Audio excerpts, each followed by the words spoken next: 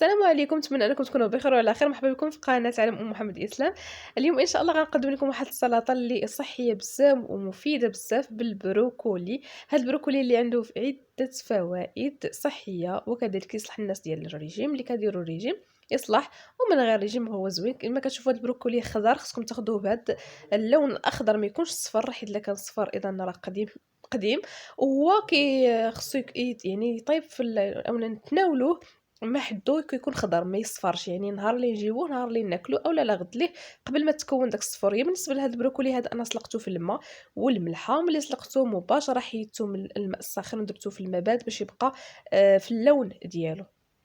هاد الشيء اللي كاين هذا هو البروكولي. يمكن لكم تضيفوا معاه بزاف ديال الخضروات، آمم، بزاف، حيت هو مفيد بزاف وصحي كذلك. غادي ندير معاه مطيشه.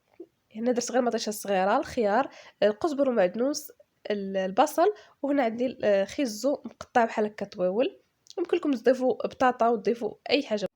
غادي نوضع الخل وزيت الزيتون ولا زيت العود والملحه وشويه البزار. هذه هي لا فينيغريت اللي غادي نخلط بها هاد السلطه. هذه سهله، يعني العاديه اللي كنديروا ديما في جميع لي سلطات.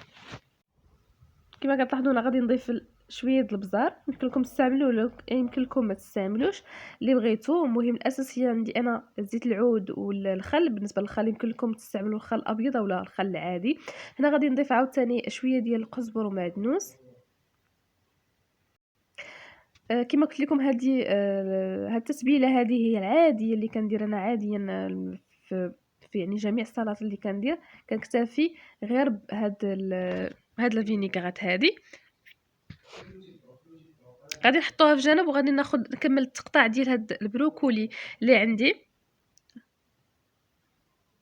كما كتلاحظوا هو راه مسلوق، غادي نقطعوه يعني سهل في التقطاع ديالو.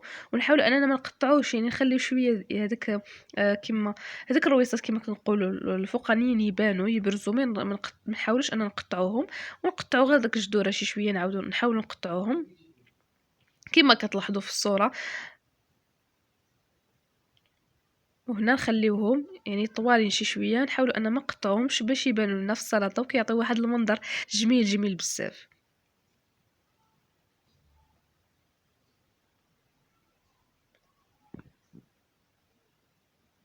الا كنتي اول مره كتشوف القناه عالم محمد اسلام، ما عليك الا تنضم للعالم الصغير ديال عالم محمد اسلام بالاشتراك، تفعيل الجرس والتعاليق كذلك باش يوصلكم كل جديد القناه ان شاء الله. كما كتلاحظوا هنا انتهيت من التقطيع ديال البروكولي. غادي نضيف له جميع المكونات اللي عندي هنايا. طماطم، بالنسبه للطماطم يمكن لكم ديروا الطماطم العاديه الكبيره، لما كانت متواجده عندكم هاد الصغيره ديروا غير الكبيره. وقشروها مزيان ونقطعوها يعني قطع كبيره، حيت هنا كما كتلاحظوا البروكولي عنده واحد الحجم كبير. حتى يعني هاد اللي غنقطعوه، يعني الخضر اللي غنقطعوها خصها تكون يعني في واحد الحجم شويه ماشي صغير بزاف. هنا غادي نضع البصل. هنا استعملت البصل الابيض اللي غيجي زوين مع هاد لي صالاد هادو.